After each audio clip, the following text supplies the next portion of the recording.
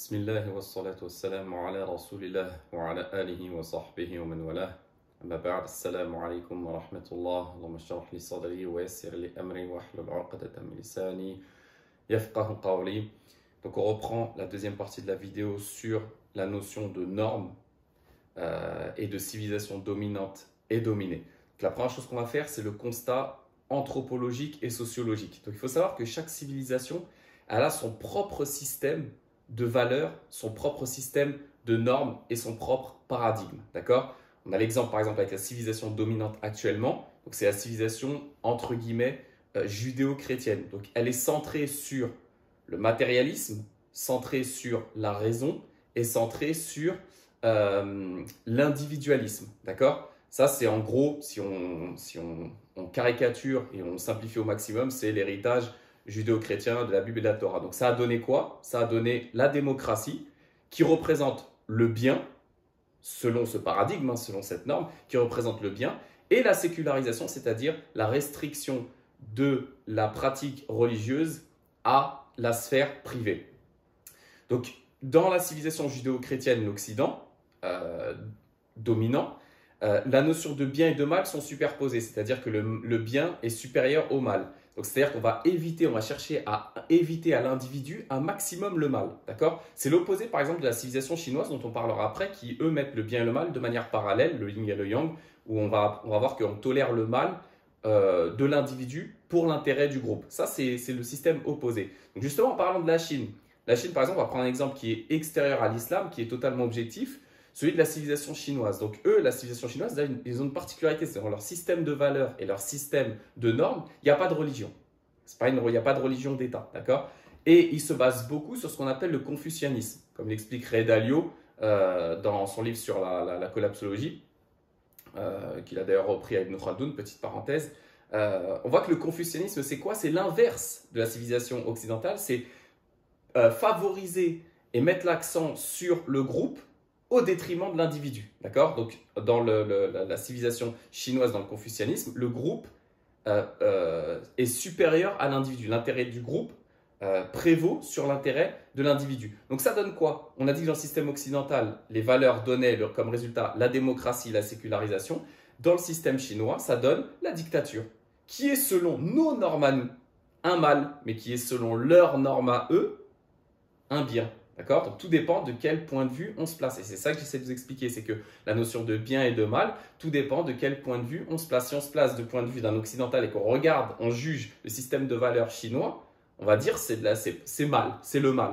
Et eux, de leur côté, s'ils regardent le nôtre, ils vont dire non, c'est vous qui êtes dans le mal. Vous voyez que la notion de bien et de mal est totalement relative. C'est là que je veux en venir. D'accord? Donc nous, en tant qu'occidentaux, entre guillemets, je ne parle pas de musulmans, je parle d'occidental de base, l'occidental de base jugera que celui qui fait prédominer le groupe sur l'intérêt, il assimilera ça automatiquement à du fascisme, ce qui est en réalité une erreur, puisqu'ils vont dire, bon bah, vous privez les gens de liberté individuelle, vous les Chinois ou les autres civilisations qui adoptent le même système de confucianisme, vous privez les gens de liberté individuelle, donc vous êtes des fascistes. Ça, c'est comment nous, occidentaux, le nous avec un N majuscule, pensons. Et en gros, eux, les Chinois, répondront que l'intérêt du groupe prédomine sur l'intérêt individuel et que le malheur des uns, du petit groupe, fait le bonheur du groupe et fait surtout la survie du groupe. Alors, qu'est-ce qui va se passer? C'est que nous, en deuxième partie, on va voir que l'islam, en réalité, il est au juste milieu entre ces deux systèmes-là. Donc, la deuxième partie, c'est l'islam, le juste milieu. On peut dire que l'islam, c'est un système théocratique, d'accord? C'est-à-dire que c'est un système où c'est la révélation divine qui est source de droit, d'accord? Et la religion, ça s'exprime dans tous les aspects de la société. Donc, on va voir que dans le système islamique théorique, d'accord, le système de valeurs islamique est en opposition avec le système de valeurs du confucianisme ou dans le système de valeurs de l'Occident, et il est pile au milieu entre les deux. Par exemple, donc, dans la société musulmane, la religion s'exprime dans tous les aspects de la vie. Il n'y a pas, c'est l'opposé de la sécularisation. C'est-à-dire qu'il n'y a pas dans l'islam de sécularisation, de restriction de la pratique religieuse à la sphère privée. Ça n'existe pas en islam. L'islam s'exprime dans tous les aspects de la société. D'accord? Donc ça, c'est la première chose. Deuxièmement, la notion de bien et de mal. On a dit la notion de bien et de mal dans la première vidéo, on avait dit que la notion de bien et de mal sont déterminées en Occident par la raison humaine, qui est totalement subjective, puisque aujourd'hui on dit ça c'est bien, demain on dira que c'est mal. J'avais donné des exemples, d'accord? Alors que dans l'islam, le système de valeurs c'est quoi? Le bien et le mal sont définis par Allah et son prophète, sallallahu alayhi wa sallam. Donc là, totalement objectif. Ni ça penche d'un côté ni de l'autre, c'est un système totalement objectif où le bien et le mal sont définis par la religion. Donc on voit que c'est un système de valeurs qui est non biaisé, puisque basé sur la révélation de celui qui s'est nommé El-Hakim, le sage. Donc c'est vraiment l'inverse du système des entre guillemets lumières qui eux se basent uniquement sur la raison humaine biaisée d'entrée. On voit aussi que le système de valeurs de l'islam est basé sur ce qu'on appelle la justice. Alors que le système occidental, par exemple, lui est basé non pas sur la justice, mais sur l'égalité. Et il y a une nuance très importante entre les deux. L'égalité, ce n'est pas la justice. La justice, ce n'est pas l'égalité. D'accord? Parfois, la justice peut prôner l'égalité, effectivement, mais pas toujours. D'accord? Ensuite, on voit que l'islam a un système de valeurs anthropologique patriarcal. D'accord? Là où l'Occident a pris un virage depuis notamment mai 68 et la révolution, la manifestation de 1970 sur l'émancipation de la femme, a pris un virage féministe. Donc là aussi, on est en opposition de système de valeurs. Ensuite, on a une opposition entre la responsabilité collective et la responsabilité individuelle. C'est-à-dire que le système occidental met l'accent sur la responsabilité individuelle. Ce que l'islam fait aussi, mais en islam, on a la responsabilité de groupe. C'est-à-dire que en islam, il y a une responsabilité collective. D'accord? Chacun est responsable, non pas seulement de lui-même, mais aussi du groupe dans lequel il vit. D'accord? Et ça, c'est une grosse différence avec le système occidental. À savoir que ça a donné comme dérive dans la civilisation chrétienne notamment, via Paul de Tarse, le fameux seul Dieu peut juger. D'accord? Il n'y a que Dieu qui peut juger. Non, en islam, ce n'est pas dans notre système de valeurs. En islam, le groupe a un rôle. Al-amr bil ma'ruf wa nahy 'anil munkar. Je vous renvoie à mes vidéos que j'ai fait sur le sujet. Et ensuite, on pourrait aussi voir dans le système de valeurs occidental une opposition avec le système théorique de l'islam au niveau des barrières dans les péchés. C'est-à-dire que le système islamique de valeurs met une barrière au haram, à l'interdiction. Là où le système occidental va prôner ce genre de choses. Par exemple, on voit que l'islam met des barrières pour l'adultère, interdit l'adultère et met des barrières à tout ce qui mène à l'adultère. Par contre, on voit ici en Occident qu'on peut se balader, voir sur des affiches de bus ou dans le métro, des pubs qui font la promotion de l'adultère, par exemple. Pour eux, c'est bien, pour nous, c'est mal. Tout dépend de quel point de vue on se place. Troisième partie, c'est les problèmes que ça cause. Cette opposition entre le système de valeurs occidental et le système de valeurs de l'islam. Quel problème ça pose? Alors, j'ai identifié 3 sources à ces problèmes-là. 3 sources. Alors déjà, on part du principe que l'Occident est la civilisation dominante. Contrairement à l'islam qui a été pendant des siècles la civilisation dominante, maintenant on a dit c'est l'Occident qui domine. J'ai identifié 3 problèmes. Ces 3 problèmes sont 1. La colonisation, 2. L'immigration, 3. La corruption des imams. Alors, le problème qui se pose, c'est que cette civilisation dominante a imposé son système de valeurs aux musulmans. Via la colonisation, par la force, ils ont colonisé les pays musulmans et ils ont imposé le système de valeurs occidental dans les pays musulmans. Et comme si ça ne suffisait pas, on a eu une deuxième étape qui a consisté en la vague d'immigration, c'est-à-dire les immigrés des pays musulmans qui viennent dans les pays occidentaux, notamment la France, et qui là aussi vont subir de plein fouet ce que j'appelle le bulldozer de l'Occident, c'est-à-dire le bulldozer de la civilisation dominante, qui va terminer d'achever, entre guillemets, le processus d'inversion des valeurs et d'imposition des valeurs externes à celles de l'islam, à savoir les valeurs de l'Occident. Et ça va donc du coup créer un changement de norme, un changement de paradigme dans la tête des musulmans.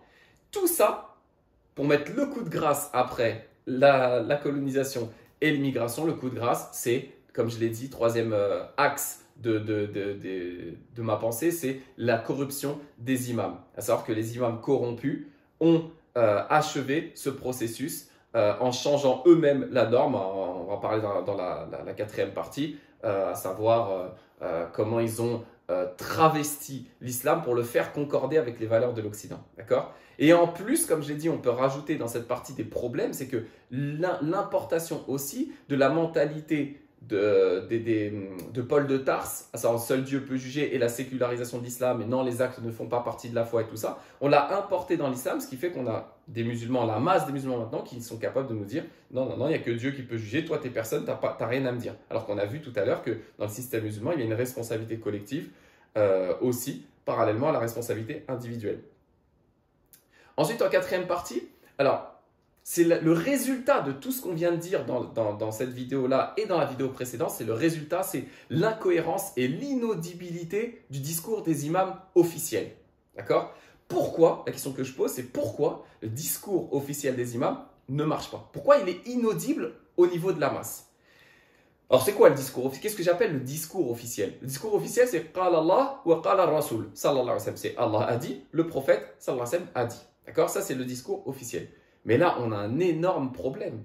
C'est que le discours officiel est basé sur le système de normes et le paradigme islamo-islamique.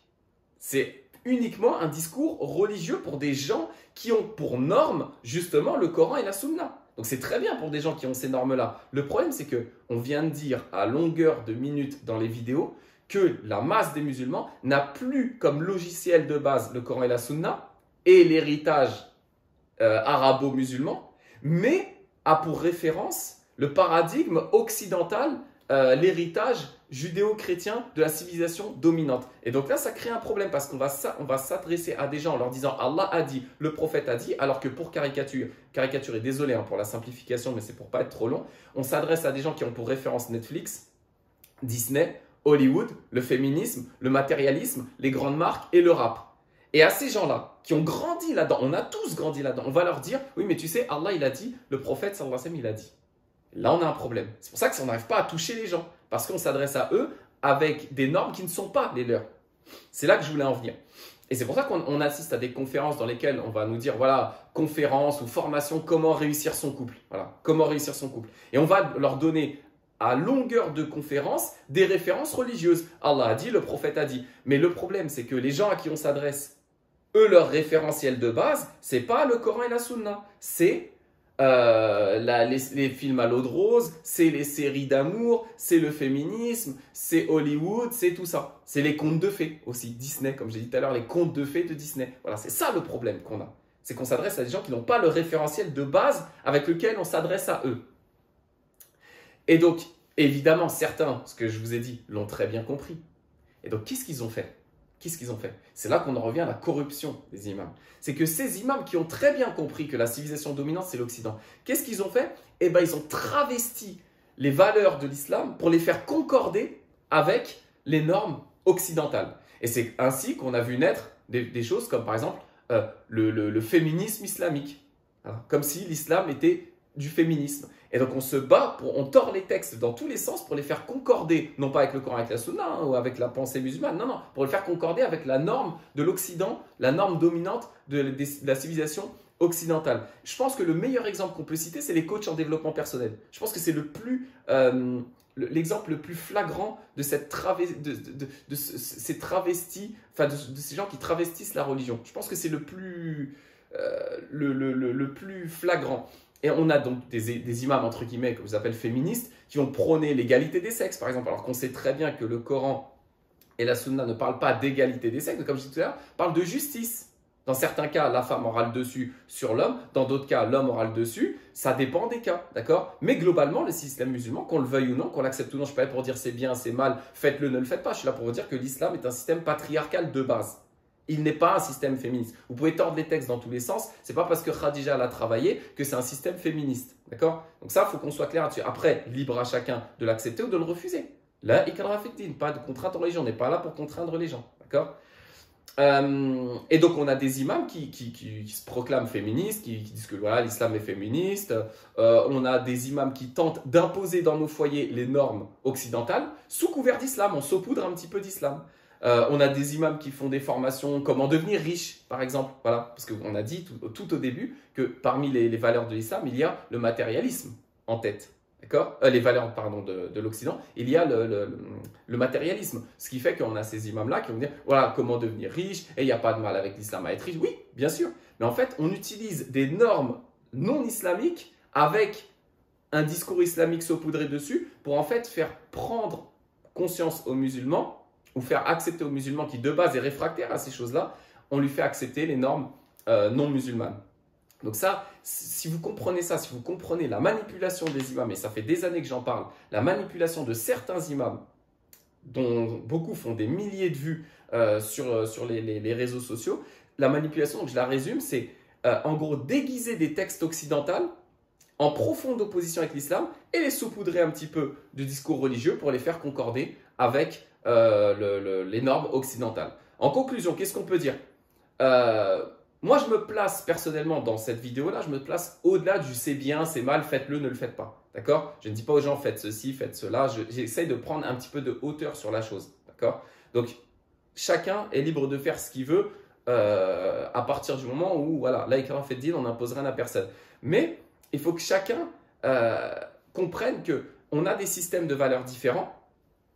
En islam et dans l'Occident et par exemple en Chine, j'aurais pu prendre d'autres exemples, on a chacun un système de valeurs différent. Et il ne faut pas juger le système de valeurs d'un autre avec nos propres lunettes, entre guillemets. C'est ça le problème, c'est que les Français, par exemple, jugent l'islam à travers les Lumières, ce qui est une erreur idéologique. De même que les démocrates français jugent la Chine, la dictature chinoise, avec leurs lunettes de démocrates des Lumières. C'est une erreur. Donc c'est pour ça qu'il faut faire attention. Et donc je vous amène à vous méfier de la manipulation de ces gens-là, que ce soit des imams ou autres, hein, ou coachs personnels qui vont vous vendre un projet qui est en réelle profonde opposition avec l'islam, mais tout ça saupoudré de un ou deux hadiths, histoire de vous dire non, vous inquiétez pas, l'islam c'est ça, et ce que je vous dis c'est conforme à l'islam. Subhanakallahumma wa bihamdik, nashhadu an la ilaha illa ant, nastaghfiruka wa natubu ilayk.